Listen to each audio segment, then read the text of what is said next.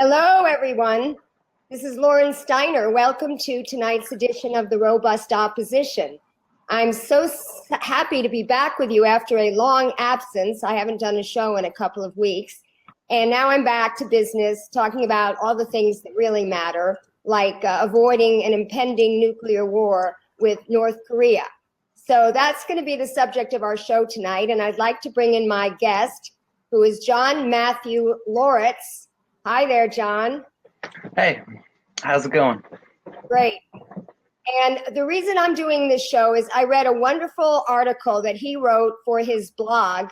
And the title of that article was, North Korea Talks Are a Major Step, but the U.S. media lies about why. So, of course, I know that the U.S. media lies about most things. This intrigued me, and I read the article. And I was ashamed to find that I knew very little about North Korea, even though I was a history major, even though I studied the Vietnam War, the Chinese Revolution, the Russian Revolution, and all sorts of movements in our country. I really knew very little about North Korea. So it really wasn't a surprise for me to find out that what we're doing in North Korea is very similar to the types of things that we've done in other countries that don't play ball with U.S. business interests and do not want to be client states of ours. And that's what we're going to be getting into tonight. So John is an independent journalist, education enthusiast, and revolutionary theorist from the Oregonian West Left Coast. What possessed you to write about North Korea? One of my main things that I do with my writing is I view myself as kind of a fact checker of the media. And North Korea, in my opinion, is one of the number one subjects that the particularly the U.S. media likes to lie about. But they're really a punching bag all over the kind of Western media. But so since that's one of their biggest topics of their dishonesty, it then follows that it becomes one of my biggest topics that I write about. And so yeah, it started with a fact check, and then I was like, oh my god, there's like so much here that I did not know, and it's been years of kind of unraveling the bizarre narrative that we've spun around North Korea. Before we get into the history, I want to just say a quote from one of the articles that you sent me, which talks about, and I think this is the crux of it all, that North Korea is the one remaining self-proclaimed top-to-bottom alternative to neoliberalism and globalization. And that's from Korea expert Bruce Cummings. And then later they say, the DPRK doesn't condone free trade, free enterprise, or free entry of U.S. capital. So when I read this, it made it very clear to me why we have made North Korea the boogeyman, and why we have been fighting this war against them, a propaganda war, a trade war, a military war, since before the Korean War. So why don't we go back to the history, not the whole history, but maybe go back to the start of the Japanese occupation. Japan annexed North Korea in 1905. This was back with Imperial Japan. And they did the same thing with like chunks of China and everything. They were pulling, they're acting like a European, colonialist power, like just in Southeast Asia, and kind of like taking over different regions. So Korea, so there was no North and South Korea, first of all. That's not even a thing yet. And Korea was one of those. So Japan annexes it in 1905. Yeah, there hasn't been an independent Korea since that moment.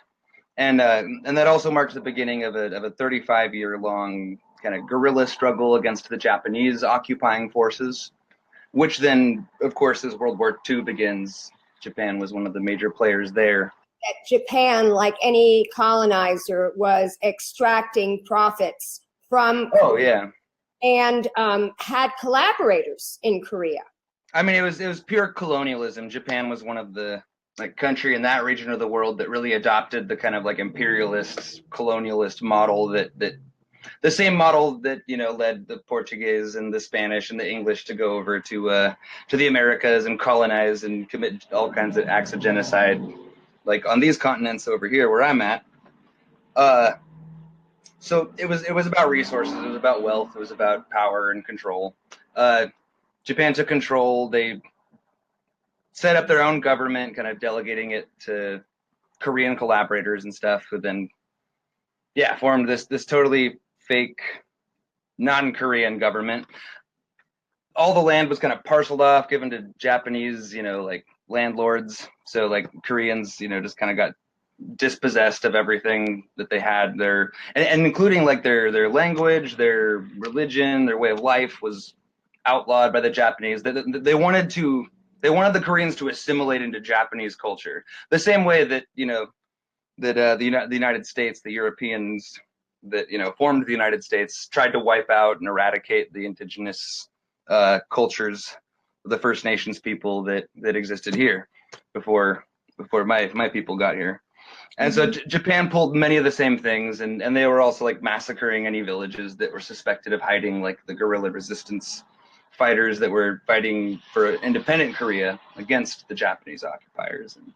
And then this is sort of the context in which then World War II opens up, which was, I mean, colonialism and imperialism had a lot to do with everything that went on in that. And so that's where Japan was coming from then, when they were entering that war, and this is where Korea was then. After Japan was defeated, it was assumed that the colonies of Japan would go to the United States, but that's not exactly what happened. Yeah, that is not exactly what happened. It almost happened, and I want to point out too that the same thing, like so Germany had some areas that they had colonized in like North Africa and all the Axis powers who lost, they lost all their territories, and all their territories were then divvied up, between the victorious Allied powers. Roosevelt, Stalin, and Churchill like had met to kind of discuss what the terms might be of the coming Japanese surrender that they were expecting. And so that's when, on paper at least, like the line at the 38th parallel was first drawn, and that the land north of the parallel would go to the Eastern Bloc.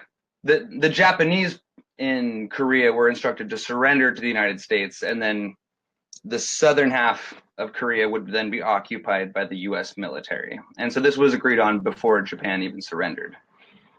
And that's sort of what did happen. I mean, we sort of did occupy the South, but the Soviet Union did not really occupy the North. And in the North, you had Kim Il-sung. Was that the first one?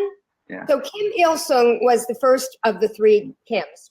And he was trying to liberate his people, very much like Ho Chi Minh. He was a communist, but he was not a Soviet communist. And he was trying to liberate his people, and he formed the Korean People's Republic, which was not recognized by the United States. And that was because it would not answer to the United States. So then describe what happened then. So what happened there, I want to go back for just a second to where like the Soviets arrived. So the Soviets, like, if anyone wants to look at a map, you'll see that like, the Soviet Union is right, like the northern border of Korea. So it borders China, and it also borders the Soviet Union up there. So the Red Army, Stalin's Red Army, rolls into Korea, and they've finished dispatching with the Germans at this point, and so like a bunch of resources were freed up and troops to move down into Korea. But so Kim Il-sung had been a guerrilla resistance fighter for a very long time, because remember, they were fighting the occupation of the Japanese for 35 years prior to the end of World War II. Wait, 35? Oh, I'm sorry, 40 years. So Kim Il-sung had been fighting in China with Mao, with Chairman Mao, who would go on to kind of become the founder, leader person in the People's Republic of China. And that's where Kim Il-sung sort of learned how to fight, was him and the Korean fighters who were fighting with him. They were fighting with Mao. And then when Japan had become weakened by having to fight the U.S. in the Pacific theater of World War II, all these Korean resistance fighters were able to pour back over the borders. They had been pushed into like Manchuria in China, and so they were able to come back into Korea and began liberating Korea from the Japanese. So by the time the Russians got there, by the time the Red Army arrived, basically the Japanese were defeated at that point. Like they arrived in Pyongyang, and there were already people's committees set up. So the guerrilla fighters that had liberated that area, then they were already organizing for an independent Korea. So they put together what they called provisional people's committees, and there were like regional ones all over Korea, and they were basically, preparing a structure and sending delegates to like creating a democratic structure for governance in the independent Korea that they believed would be founded soon. And so this is the context of the Red Army arriving. Yeah, it was in early August of 1945. And then the Russian troops stopped at the 38th parallel as per the earlier agreement between Roosevelt and Stalin and Churchill. And also it's important to note that by this time Roosevelt has now passed away, and so we're now working with the President Truman. So Roosevelt's dead, now we're dealing with President Truman, who's much more, very strongly anti-communist. Yes, I want to interject here because I know a little bit about this from watching the Untold History of the United States by Oliver Stone. Yes. Henry Wallace, who was the vice president under Roosevelt in his third term, was running for vice president again in the fourth term. And in those days, they elected the vice president separately. And Henry Wallace was like the Bernie Sanders of his day. He was very much an anti-imperialist, non-interventionist, and very concerned with domestic issues. And the deep state of the time, which was the CIA director, Allen Dulles, and his brother, John Foster Dulles, who is an attorney, did not want Wallace to be elected. But he was winning. So they pulled shenanigans, like we had shenanigans during our Democratic primary in 2016. They actually had somebody pull a fire alarm in the convention hall. And overnight, they strong-armed and twisted arms to get people to vote for Truman. So the next morning when they held the election, Truman won. Truman became the vice president. And then, of course, FDR died. And Truman went about going against, reneging on all the agreements that Roosevelt, Stalin, and Churchill made in Yalta, which also included rebuilding Russia, because Russia had essentially run the war for us. And we were supposed to have a Marshall Plan for Russia, just like we had one for Europe, and we didn't because we had to make them be the big communist boogeyman. Truman sent in Edwin Pauley, who basically came back and reported that, and I thought this was really interesting, that he thought that communism could get an easier foothold in Korea than it could in Russia. And so they recruited Koreans to suppress these people's committees. And so the way he explained what was going on there, and this is really ironic, was that they had Japanese colonialism without the Japanese. We were in August 1945 at this point where the Soviets arrived, and by the 25th of August, that's when all these people's committees that had been set up, which the Russians, by the way, they were friendly with communists, and so they did. Kim Il-sung was a communist well before. A lot of Koreans were communists well before Russia got there, so they didn't really have anything to do with that. And Russia saw that, oh, there's this cool, we're going to have a new communist country to the south of us. And so I think that they didn't have a lot of reason to interfere with the formation of, so then on the 25th of August, the People's Committees declared the People's Republic of Korea. Korea is basically preparing itself for independence, and the U.S. arrives in the south where the Japanese have been instructed, as per the terms of that earlier agreement, to surrender to U.S. forces. And so when the U.S. gets there, we refuse to meet. We refuse to meet with the People's Committees, with the representatives of the People's Republic of Korea. We would not recognize them as legitimate. And so this was a pretty big issue. And what the U.S. did instead in the south, so in the north you have the Soviets. They were actually providing material assistance and kind of aid, helping rebuild things, also helping to organize, but like basically playing an assisting role to what the Koreans are doing. Also, the Korean communists They're called the Korean Workers' Party, and that is still, so that's the party that is actually in charge of North Korea to this day. So when the U.S. gets there, rather than dealing with the Koreans and with like their institutions of governance that they've begun to set up, and rather than assisting them, the U.S. would only deal with the colonial authorities of Japan. So the same government that had the occupation government that had ruled over them as kind of foreign imperialists for the last 40 years. This was not seen as a good thing by Koreans in general. We accepted the surrender of the Japanese, but then we told the Japanese, no, keep your government in place. We don't want to have to build a new one. That's a lot of trouble that we don't have to go through. So we're going to keep the colonial authorities in place, including all these Korean collaborators, and that's how they were seen, like similar to the French people who kind of cooperated with the Nazis in Europe.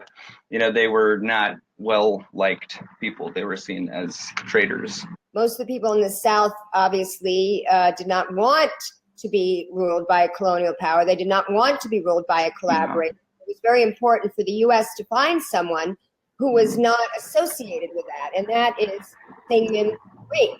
He's a military leader. He's extreme right-wing, extreme anti-communist leader. And the problem that the U.S. military kind of government was then facing was that there was a huge amount of support for these the communist government that was being set up and unhindered in the North. And so in the South, you had all these Korean Workers' Party people like trying to organize and trying to, all right, well, I guess we'll kind of just have to like reproduce the efforts that are happening in the North and kind of form a communist government in the South here. U.S. doesn't want that to happen. So Syngman Rhee did have some support amongst particularly the landed people, the people with wealth. He was a military leader, and as the U.S. military kind of began to pass more and more control to Syngman Rhee and his right-wing supporters, communism is basically outlawed in the South. And so this presents a huge problem then for all the Korean communists who are trying to organize, and Syngman Rhee and his sort of right-wing militias and military forces that he's controlling are pretty much repressing all leftist, all communist, socialist, anarchist activity that is taking place in the South, and they are not able to participate. The leftists, the communists, are not able to participate in the political process anymore. And so, yeah, I mean, the U.S. basically they had to oust the Japanese colonialists because there was just Koreans were too pissed off about that. They couldn't accept that. There were massive strikes and protests and sabotage and terrorism and violence. Like all they were not willing to accept it. So the U.S. was like, all right, fine, we'll put Koreans in charge. So then that's where we get Syngman Rhee, these right-wing factions. Like, so this lasts a little while. So we have the Soviets in the North and the Korean Workers' Party. In the South, we have the U.S. government, and communism's outlawed, and they're basically rounding up Communist Party members and throwing them in jail, executing lots of them too, because they're accusing them of being terrorists and, you know, fomenting rebellion and all that. And so the U.S. through the UN gets a resolution passed calling for what we call the free elections. Now the North is against that. The North, the Korean communists. So remember, they've been occupied for a very long time now. They would really very much like to be independent. And so the North completely rejects. They're like, no, we don't want the UN to run our elections. We don't want the US to run our elections. We're going to hold our own elections. We're going to hold Korean elections. The way that the South was founded was that we just forced ahead the elections. The North didn't participate out of principle. They refused. And in the South, they were only able to hold them by massacring tens of thousands of protesters. And almost, I mean, turnout was even lower than they are in U.S. elections here. I mean, it was like extremely low. Syngman Rhee came to power. So this is Rhee's regime now, South Korea, the Republic of Korea. The U.S. largely pulls back, leaves. Soviet soldiers are gone. The DPRK is declared in the North. ROK is declared in the South. Now, so Rhee's regime immediately, when the U.S. kind of withdrew and took a less active role in running the place, like, less active, like, military support, Rhee had his hands utterly full with rebellion in the South. Because the communists hadn't been able to participate in the elections, so people didn't view the elections as legitimate. They weren't Korean elections, they were UN elections, and all these people died during it. So people are protesting that they want, in South Korea, they want to oust Rhee. Rhee is putting down strikes and rebellions. There was also the Jeju Island massacre, in which they murdered 20,000 Koreans all at once for being communist. So then even his own troops are like rebelling against him at this point, like sections of them who are outraged about these massacres of Korean people. And so this is the context in which, in the North, Kim Il-sung puts together the Korean Liberation Army. And he's like, we're going to go down and we're going to help our brothers and sisters in the South. And we're going to reunite Korea, and we're going to assist all of our communist friends who are being murdered and jailed by the hundreds of thousands down there. Yeah, and there's depending on whose figures you use, but everyone agrees that there was at least like 250,000 leftists like in jail at this point in South Korea. So Kim Il-sung, there's contention about who fired the first shot. Okay, but at the end of the day, the Korean Liberation Army, led by North Korea, or the Democratic People's Republic of Korea, led by Kim Il-sung, pours into the South, overpowers Rhee's forces, pushes them back pretty easily. Rhee was he's fighting his own people now. He's fighting a whole other army. And as the ROK forces that are still loyal to Rhee are retreating, they actually slaughter 200,000, at least 200,000 political prisoners, mostly communists and anarchists and socialists and other dissidents that they had jailed. So just because, I don't know, they were losing, they just murdered. There's mass graves. You can check the Korean Reconciliation Commission, and that's actually the South Korean government commissioned this. So this isn't even some wacko leftist communist source of information. This is from the South Korean government themselves. They will tell you this. They will tell you that they massacred these people at that time. So basically, Rhee gets pushed out. He's about to flee. He flees Seoul, blows the bridge behind him, so that no one else can escape. So him and his personal bodyguard and some of the ROK forces flee. And it's at this point that the U.S., the UN decides to intervene, and then they jump in, and then things change in a huge way. The tide of the war changes, and this is the Korean War now. Largely U.S. forces, but some contingents from other UN countries. Yeah, the U.S. dropped 635,000 tons of bombs on Korea. So they pushed the North forces, the northern forces, back all the way to Pyongyang.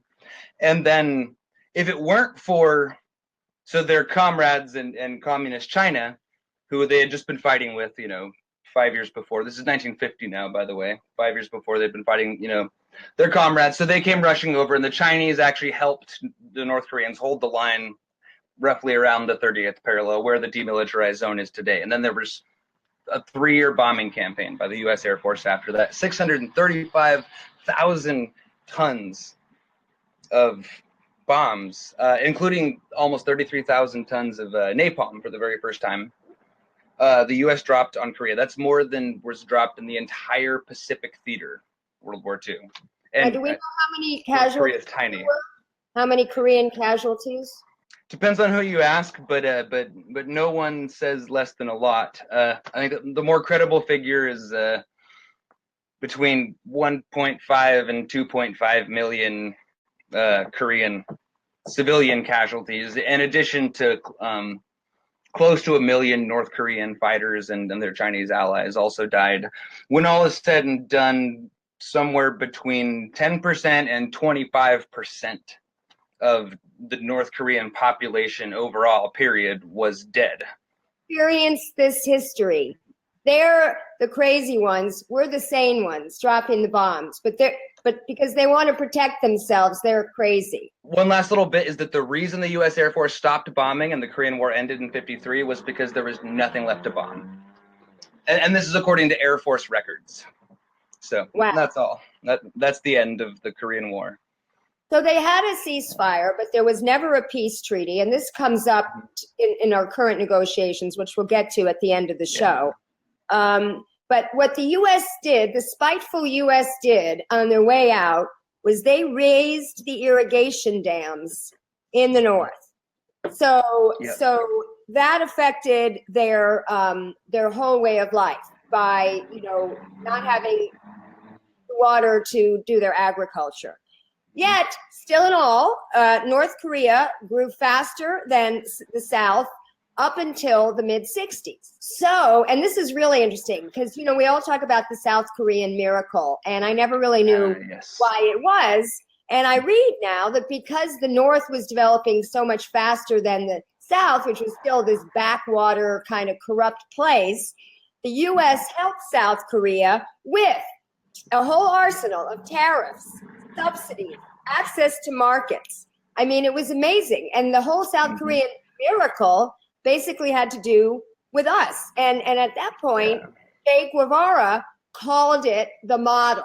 There was always dissent in the South, even though this was going on. But they kept it down.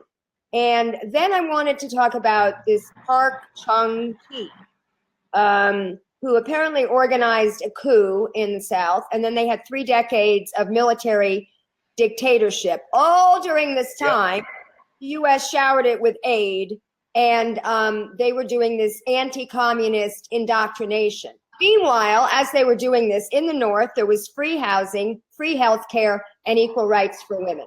Anything you want to say about that period? This is getting up to the period between the end of the war and the collapse of the Soviet Union.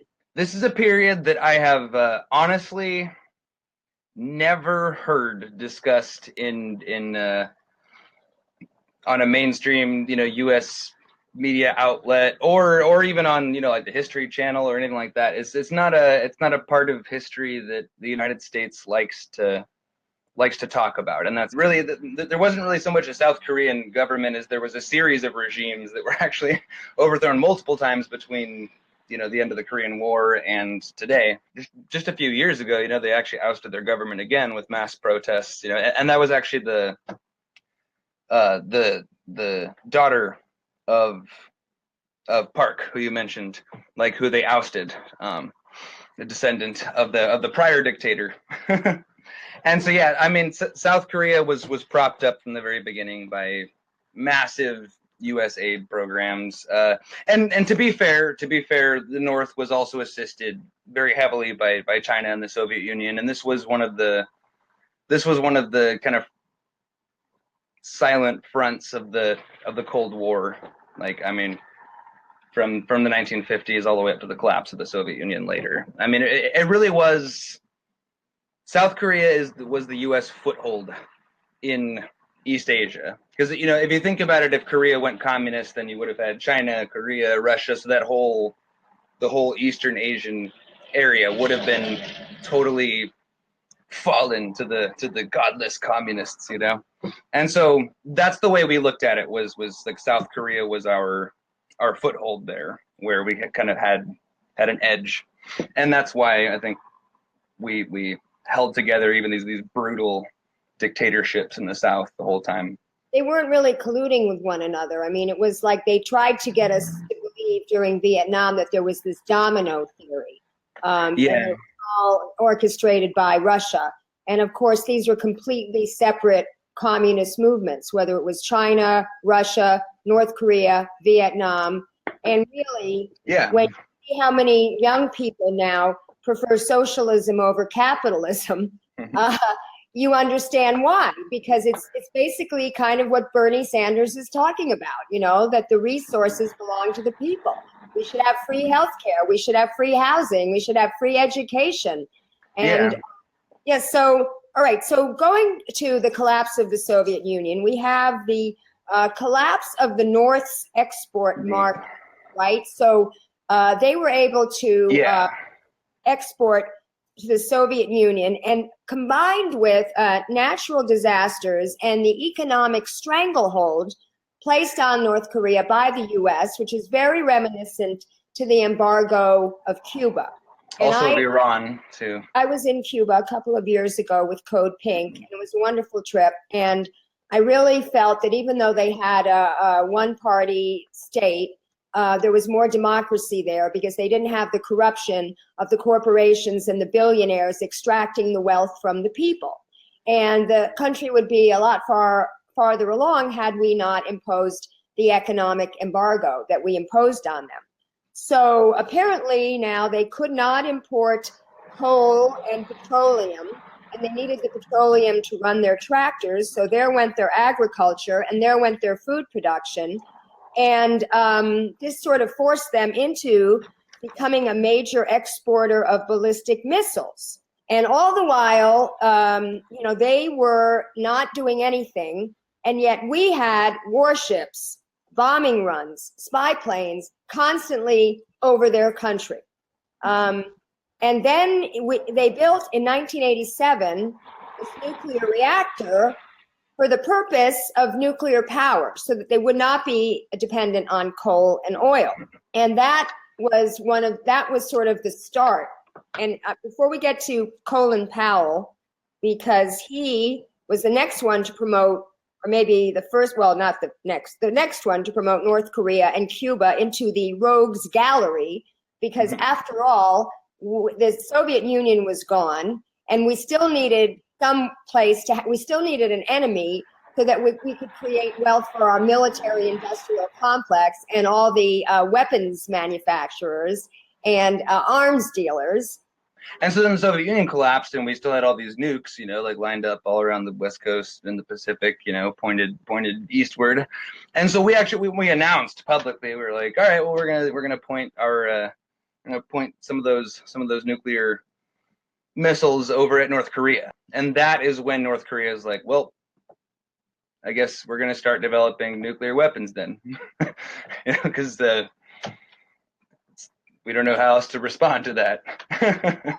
Right. And then so we took out, they had a nuclear facility that we took out. And apparently, and I didn't know this, Carter flew to Pyongyang to deal with Kim Il-sung.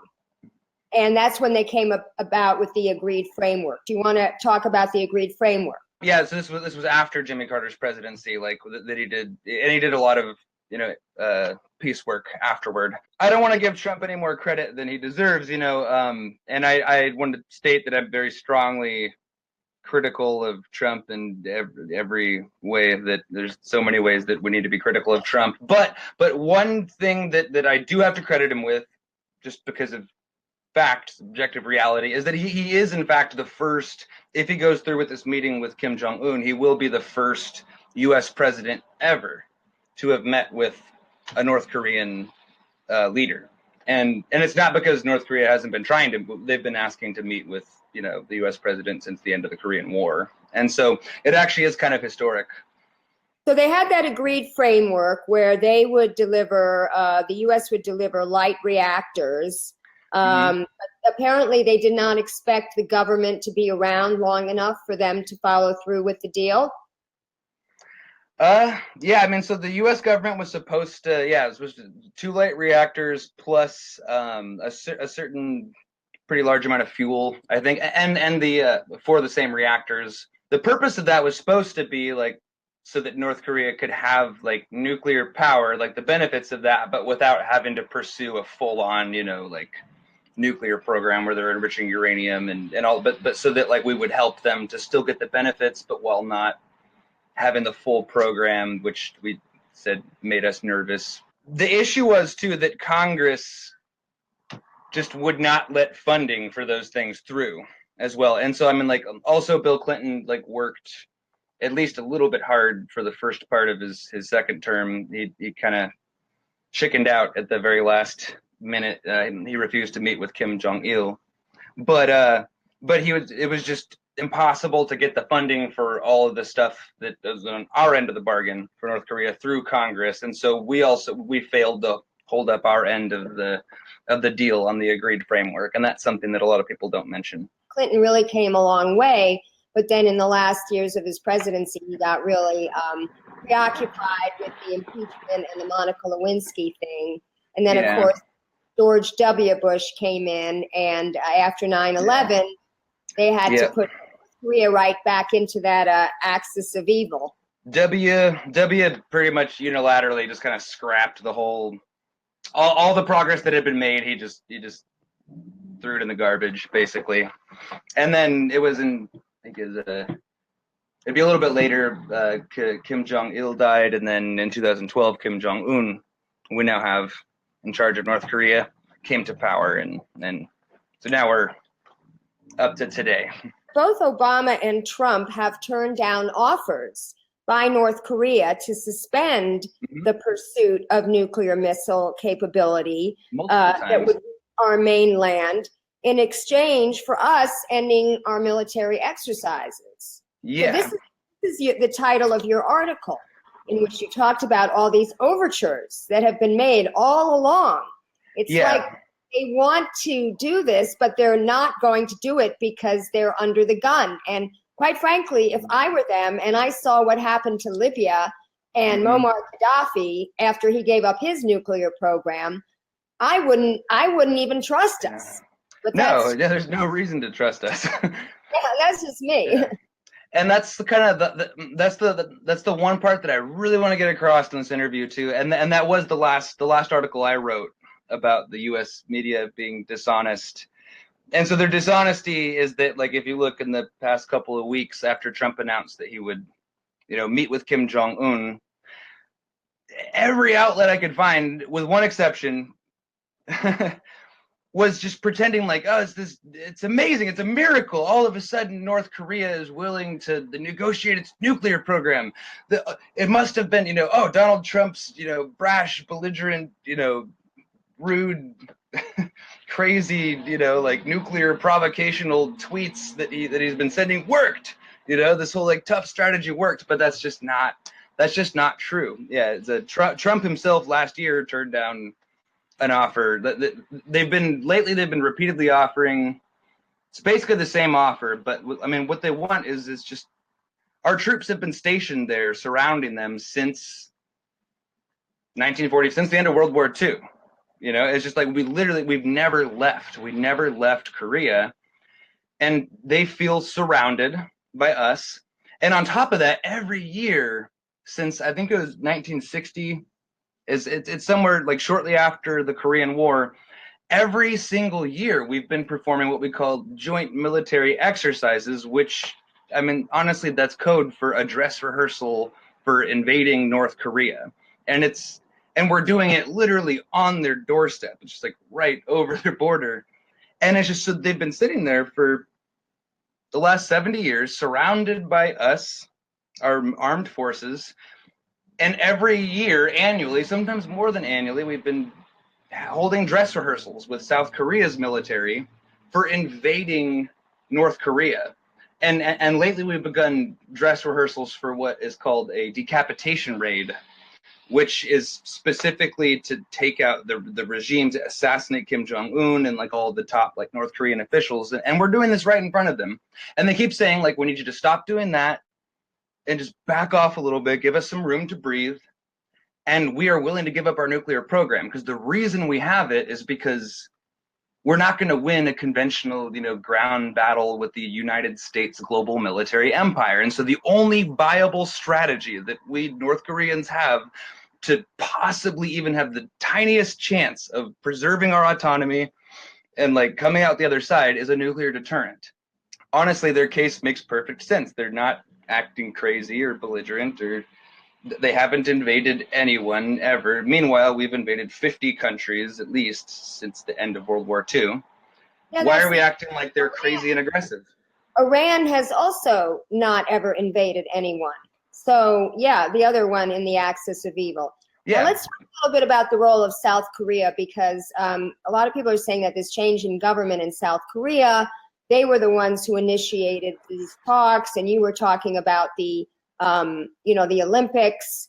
which was very significant, how they had Mhm. people from the North and the South in the Olympics.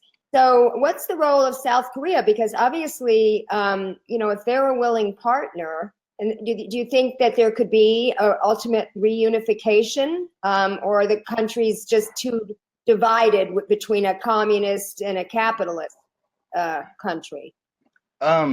I very much think the first option. I think that reunification is a very, very real and very hoped for, potential ending to this story, or at least a temporary ending to the story, a next stage.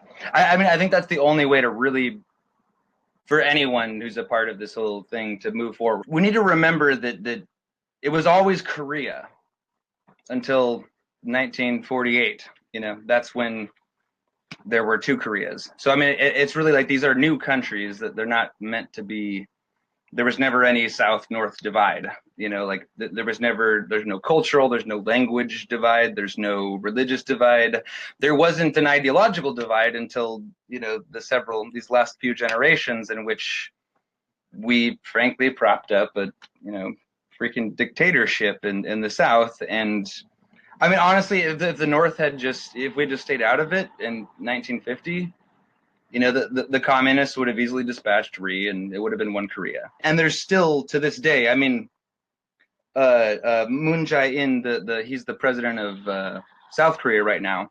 I mean, he ran on a platform of like pro-unification, and also of taking a softer, less hardline approach with the North, and with holding more talks, and with like exchanging more. Like they have all these programs where like South Koreans can come up to the North and hang out, and North Koreans can come down to the South, and so that's very much the platform that Moon ran on, and he was elected. He was elected overwhelmingly in the South, and this was just a year or two ago. Do you think that Trump is going to be able to achieve this? Because he really doesn't obviously understand the country. He doesn't understand the history. He doesn't understand much of anything. Understand very much, at all. Yeah, I mean, he calls this guy Little Rocket Man, which is his cute little name. He has cute little names for everybody, and he wants to do something big, but we never thought that Nixon could do China either. So yeah. One interesting thing that I was listening to, Move On did a live stream today with Bernie Sanders, and also some experts talking about North Korea. And what I thought was so coincidental was they were saying what we really need to do is a lot of education, because it's really going to take the American people, that if they can understand the history of this country and press for peace, it's going to be a lot easier. And they also said, because people have been criticizing, people like Rachel Maddow, of course, and other people in the media saying, oh, this is not how it works. How it works is you send other people over and you work out all the details, and then you have the heads of the country come in and sign off on it. But what they were saying on the show today is, why? Just because that's the way it's always been done? What if they just have a gesture of goodwill, the two leaders, that we want to work something out, develop that framework, and then have people come in and work on the details? Yeah, I think that would be the right order to do things in. I mean, I think so. As far as like the chances that it'll actually happen, Trump is, as a journalist, I'll say that he's one of the least predictable when I'm trying to analyze how all the moving parts are, like how things are going to turn out. Trump is consistently a wild card, and so I have a hard time saying whether he can do it or whether he will do it. But I have high hopes because he can do it, and that's the thing, is the president can't do everything, but what the president can do is the president does have the power to negotiate international treaties. We still haven't signed a peace treaty with North Korea. So Trump could unilaterally do that. He could sign a peace treaty like with North Korea, and then and negotiate like the terms and everything. The other thing is he's the commander in chief. He is the highest level of command of our military. And so these are the main things that North Korea is asking for. I mean, they're just saying, you know, like, for God's sakes, just sign a peace treaty with us and like back off with all the guns and and bombs and everything, for just, you know, give us some space to breathe and make us feel safe, and then we can really like okay, now we, you know, yeah, now getting rid of the, you know, nuclear stuff is plausible now that we feel like we're recognized as autonomous and we have a right to exist, and you guys are going to respect our existence, and we have a peace treaty going. Now we're improving our relations. That's the context in which North Korea, I think, would be perfectly willing, you know, to ditch its nuclear program under the right circumstances, so long as we treat them fairly. And honestly, we haven't been treating them fairly, and so I think it just comes down to we need to go. Well, we didn't get to talk about the Orientalism and dispelling some of the myths that they have about Korea, but you'll have to do that in an article, because we have to end the show now. And thanks for having me on and everything. You're very welcome. It was really a pleasure to learn about this topic through you, and I'm hopeful. I mean, I want to be hopeful. I tend to be an optimist, but I'm also a practical realist, and I'm just kind of wondering, whatever Trump decides, there's so much animosity against him. And also this goes against what the deep state wants, because of course the deep state is really what runs in this country. So while I want to be hopeful, I'm not going to be holding my breath, as they say. So I'm going to say goodbye to you, and I'm going to promo my show. Bye. All right. See you later. Thanks for having me on. So that was a really good show, guys. And I've given you his website, johnlaurits.com. You can see his past articles, the ones I've been referencing, as well as sign up to get future blog posts from him. It's Tuesday night. I'm going to be having the wonderful Lee Camp, who hosts his own show on RT. And therefore, he is a Russian bot or a Russian agent because he hosts a show on RT. But anyway, he's someone I've known since Occupy. He's a really funny political comedian like Jimmy Dore. And as I mentioned to Jimmy Dore when I did my interview with him, it seems to be that the comedians are the ones that are giving us the real news today for some strange reason. And on Wednesday, I was asked to be a guest on Jamal Thomas's show, his YouTube show. So we're going to be doing that live on his YouTube channel Wednesday at 3 o'clock. Pacific time. So until my next show, I want to say I'm happy to be back, and I've got a lot of good shows lined up for you. A week from Monday, a week from tomorrow, I'm going to be doing a show on the CAFO farms, these big factories, industrial-sized farms in the heartland of our country that China is buying and taking over. As they're getting rid of polluting in their own country, they're coming over to our country to pollute it and ruin it. And I've got a bunch of people from Iowa who have been fighting this. Until the next show, I'm going to end the way I always end, which is to tell everyone to keep fighting.